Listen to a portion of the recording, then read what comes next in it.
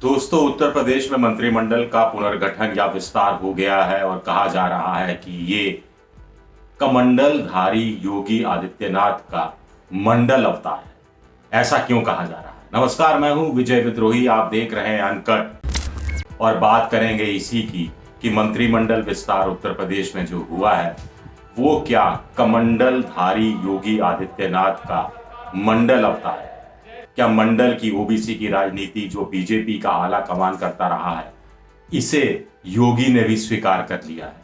क्या योगी को लगता है कि कब्रिस्तान, शमशान, अब्बाजान, चचा जान, तालिबान, लव जिहाद, धर्मांतरण, जनसंख्या नियंत्रण कानून, ये सब नाकाफी है और इनसे इतना वोट हासिल नहीं होने वाला जितना वोट ओबीसी की राजनीति, दलित की राजनीति करने से हासिल हो सकता है? इस हकीकत को क्या योगी आदित्यनाथ ने पहचान लिया है? क्योंकि जो नया मंत्रिमंडल विस्तार हुआ है उसके लिए कहा जा रहा है कि योगी की चली है। अगर योगी की नहीं चलती तो केंद्र से जो ए.के. शर्मा भेजे गए थे उनको मंत्री बना दिया गया होता। लेकिन कुल मिलाकर जो 7 नए मंत्री बनाए गए हैं उसमें से 3 ओबीसी के हैं, 2 दलित हैं, 1 आदिवासी है। तो 3, 4, 5, 6, 1 ब्राह्मण है। अब कुल मिलाकर योगी के मंत्रिमंडल की बात की जाए तो योगी के मंत्रिमंडल में पहली बार सवर्ण जितने मंत्री हैं उनसे ज्यादा संख्या हो गई है गैर सवर्ण मंत्रियों की, जिसमें दलित हैं, जिसमें ओबीसी हैं, जिसमें शेड्यूल्ड ट्राइब यानी आदिवासी हैं। मुसलमान एक ही। 28 सवर्ण जाति के हैं और 30 या 31 अब हो गए हैं गैर सवर्ण जातियों के। उसमें भी बाइफरकेशन किया जाए तो आपको थोड़ा और हम गहराई पर ले जाने की कोशिश करेंगे। लेकिन फिलहाल देखा गया है कि जो 30-31 जो एससी, एसटी और ओबीसी के मंत्री हैं उसमें से 19 राज्य मंत्री हैं। कैबिनेट मंत्री कम है, 11 ही कैबिनेट मंत्री हैं।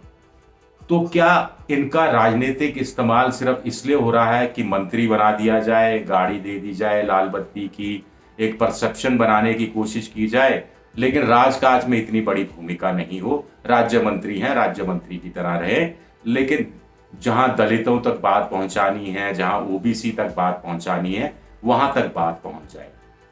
या फिर 75 जिले हैं, इसमें से 24 जिले सबसे ज्यादा कोरोना से प्रभावित यूपी में हुए थे। ये जो 7 मंत्री बनाए गए हैं ये सब के सब उन्हीं 24 जिलों से आते हैं। तो 24 जिले जो सबसे ज्यादा प्रभावित कोरोना से थे वहां से मंत्रियों को बनाना और ऐसे 4 मंत्रियों को बनाना, विधायकों को मंत्री बना देना जो पहली बार मंत्री बने, इनका कोई पुराना एक्सपीरियंस नहीं है। दलितों में और ओबीसी में से भी ऐसी जाति के मंत्रियों को बनाना जिनका प्रभाव उनके विधानसभा क्षेत्र के बाहर बिल्कुल नहीं है या बहुत कम है। तो आखिर इस सब का पीछे का प्रायोजन क्या है, ये बात भी समझनी चाहिए। एक बात समझ लेनी चाहिए कि उत्तर प्रदेश के अंदर मुसलमान करीब 19-20% हो गए, जाटव दलितों में वो करीब 11% हो गए और 9%, 10% हो गए यादव ओबीसी। तो ये कुल मिलाकर हो जाते हैं करीब 40%।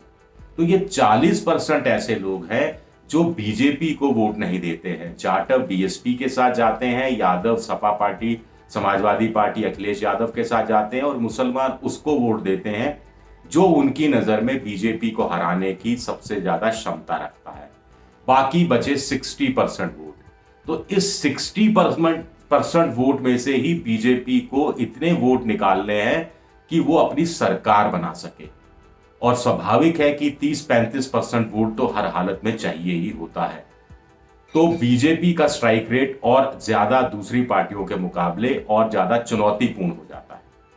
तो ये सारा गणित, सारा मैथमेटिक्स इसी के हिसाब से देखा जा रहा है।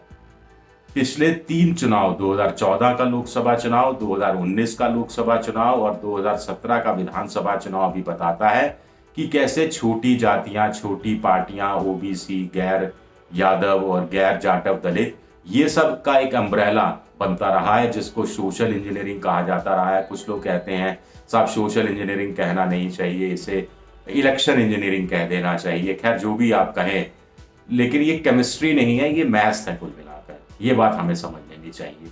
एक चीज, दूसरी ये कि 2014 की बात करें तो अपना दल को साथ में लिया गया। अपना दल का ठीक ठाक असर, उसका एक वोट का परसेंटेज का बड़ा असर हुआ। और फिर 2017 के विधानसभा चुनाव को देखा जाए तो सुहेल देव, भारतीय समाज पार्टी, राजभर की पार्टी को साथ लिया गया। 30-40 सीटों पर असर, अपना दल का भी 50-60 सीटों पर असर कहा जाता है। और 2019 में निषादों को भी जोड़ दिया गया। निषाद यानी केवट यानी मल्ला, जो गंगा हो यमुना हो तो इसके किनारे ये लोग बसते हैं।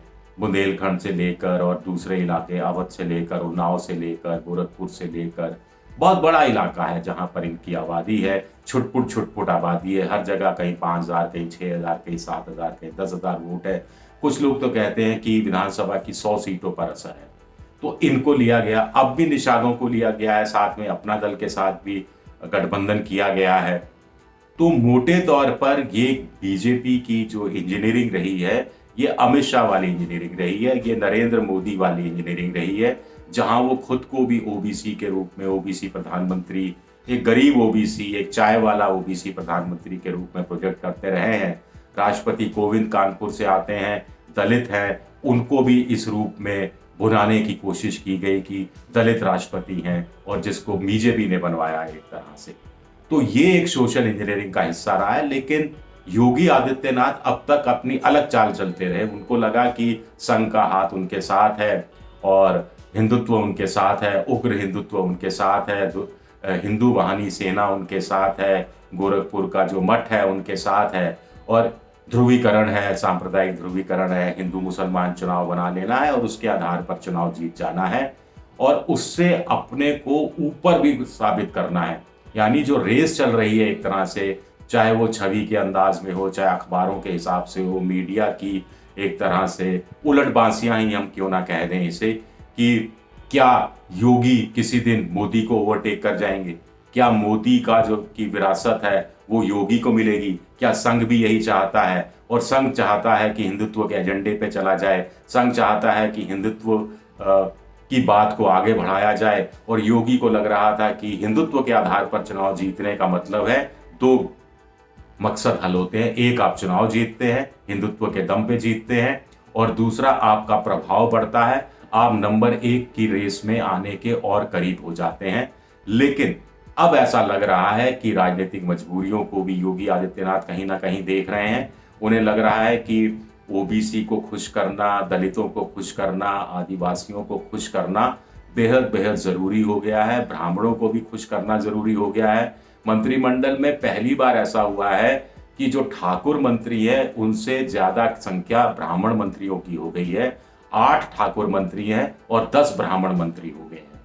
तो इतना सारा गणित चल रहा है। अब आप एक सवाल पूछेंगे, मत पूछिएगा तो अच्छा है, सबका साथ, सबका विकास, सबका विश्वास, सबका प्रयास, ये नारे का क्या हुआ? मत पूछिए। शुक्रिया, बहुत बहुत शुक्रिया।